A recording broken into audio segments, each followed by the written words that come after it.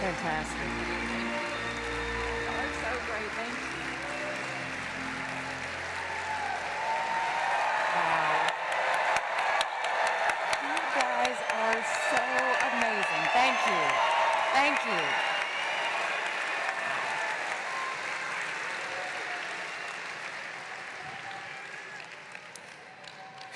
If I'm ever having a bad day, I just need to come here.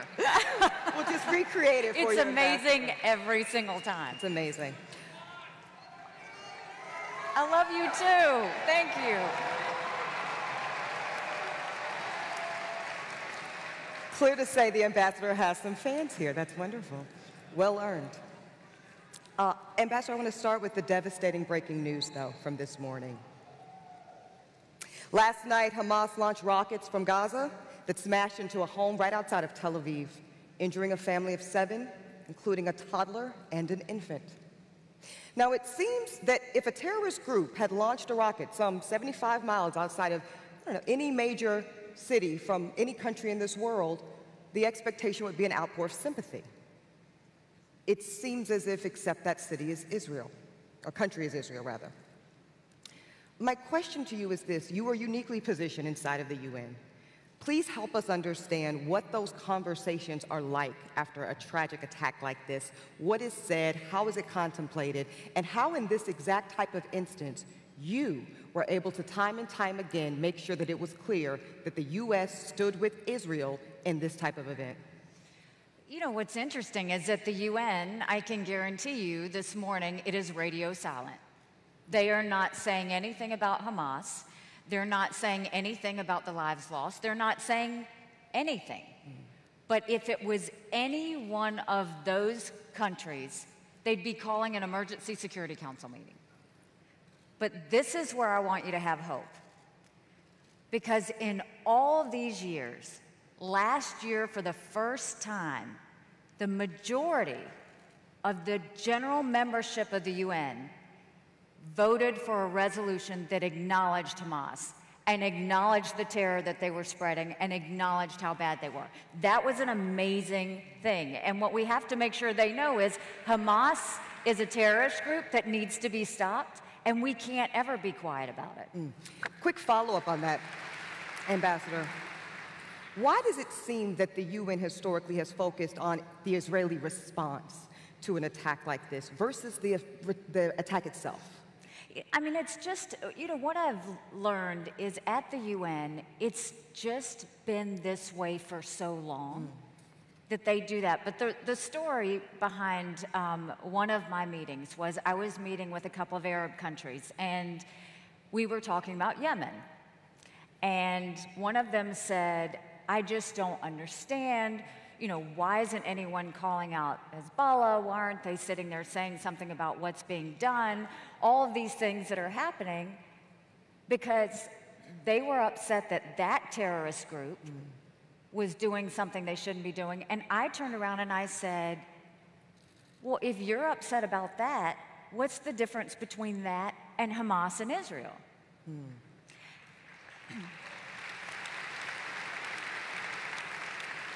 They were stunned, but when our meeting was over, they pulled me to the side and they said, you know, you're right.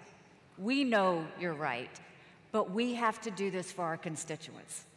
That's what they're doing this for. It's for sound bites for their constituents. They don't honestly think that way. It's just they've done it for so long, they do what they think they've always had to do. It's fascinating. Looking back at your tenure, though, at the UN, you had so many of them, but please share what you feel were some of your brightest accomplishments, particularly those of concern to AIPAC here today. Still being alive today. Surviving the UN was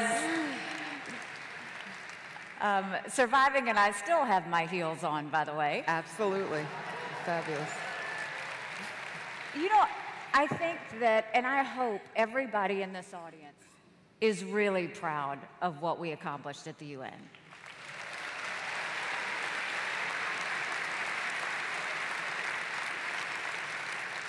Because if we just go down the list, we got out of UNESCO,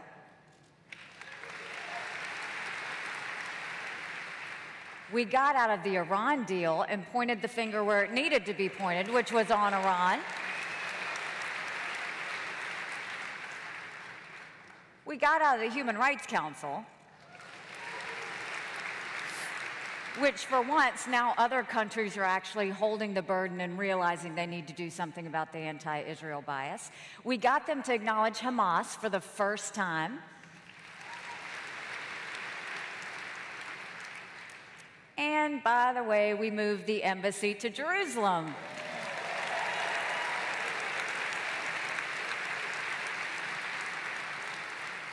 We got the Israeli bashing session that happened every month to not sit there and just bash Israel. We actually started a conversation about what really are the issues in the Middle East, like what was happening in Yemen, like what was happening with terrorists, like what we were trying to do in all of these other countries that mattered, as opposed to it being about Israel. And I think everyone in this audience should be so proud, because you pushed and you hoped and we won by doing all of those things.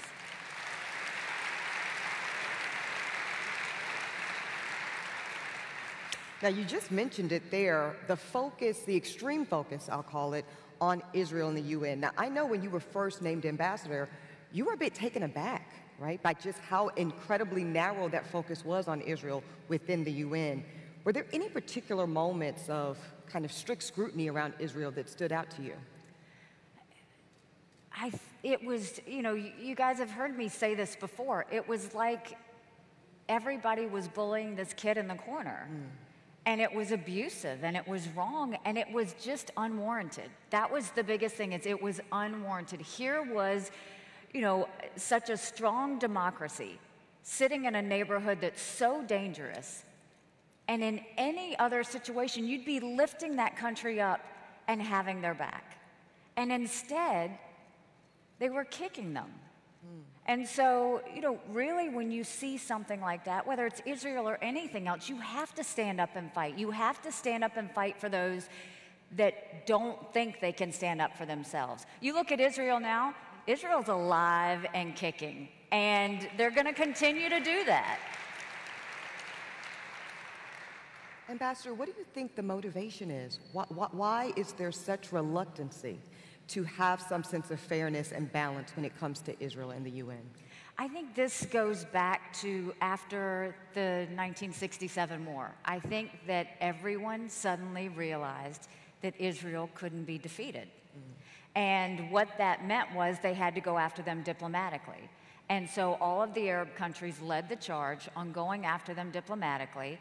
And because of their influence, because of the oil, because of so many other reasons, other countries felt the need to follow them.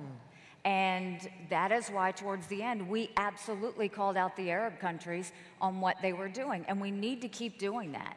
Because at the end of the day, I don't know that they believe this anymore. I think they've done it because they always have. But even you could see the embarrassment. You could see the fact none of the countries wanted to be called out. You could see the fact that they were actually looking in the mirror. And I think we just can't let up on that. Well taken. I want to talk about Iran, because it's crystal clear to everybody in this room that they have been ratcheting up the aggression every day. What do you think that America, that our allies in Europe and beyond really need to be doing, Ambassador, to respond to this hyper-aggression from Iran? I think we have to isolate Iran like we isolated North Korea. Because they're one and the same. They're doing the same thing. They're suppressing their people. They're building up their military weapons. I mean, we have to separate them and make them feel isolated. And I think we did that by getting out of the Iran deal. I think the Europeans are starting to realize that that's not going to be sustainable, and they're going to have to come up with another option. I think we need to stop with the waivers. If you are doing business with Iran, I mean, you want to talk about BDS? If you were doing business with Iran, that's who we should be talking about in terms of a country that we don't want to have any companies do business with. Finally, I want to know what you're up to right now. I know you started an amazing organization called Stand for America. Tell us a bit about it. Well, first, I want to thank you for having me even after the fact that I'm not ambassador anymore. I love you so much. Thank you.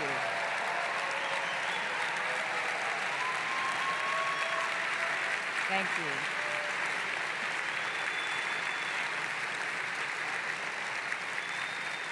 Thank you. So, I mean, one, thank you for having me back at your party. I love being here.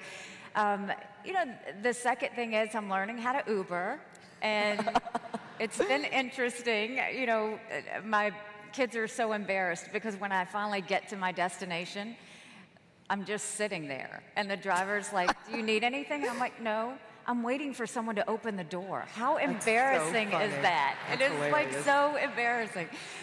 So I'm learning how to kind of do other things, but I'm doing some speaking. I'm doing some writing. A book is coming, so that will definitely be something I'm looking forward to. And I launched a platform, and I would so love if every single one of you would go on to www.standforamericanow.com and join, because I'm too young to stop fighting.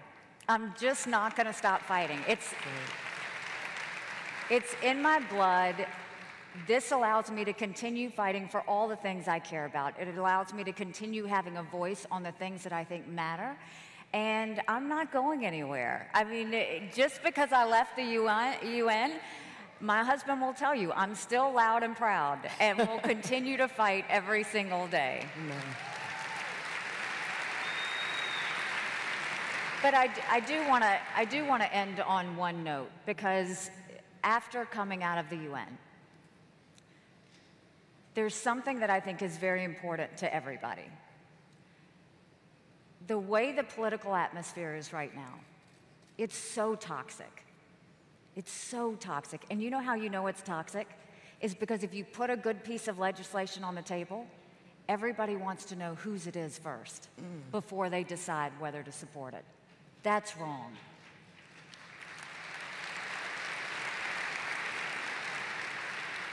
Political parties now see each other as evil. Yeah. And they're not evil, because I've seen evil.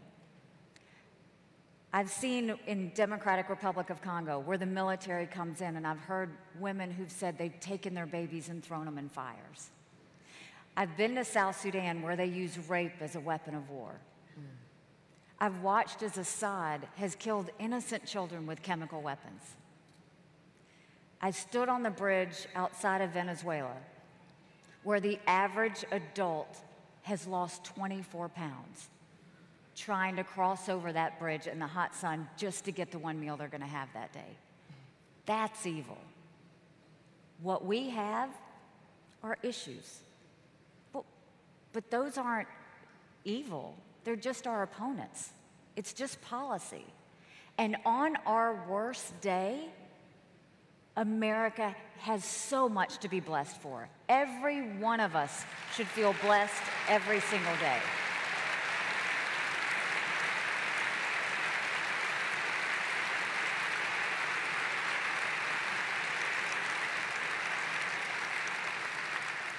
So, like, stop the finger pointing and stop the fighting, and let's get some things done. But remind everyone that we are blessed, be grateful about it, and never stop using the power of your voice, because it matters. It really does matter. I'm going to say amen to that. Thank you. And from one Carolina woman to another one, I want to say thank you on behalf of everybody in this room for your commitment to the United States of America and Israel's relationship, and for your overall leadership. Ladies and gentlemen, Ambassador Nikki Haley. Great to see you.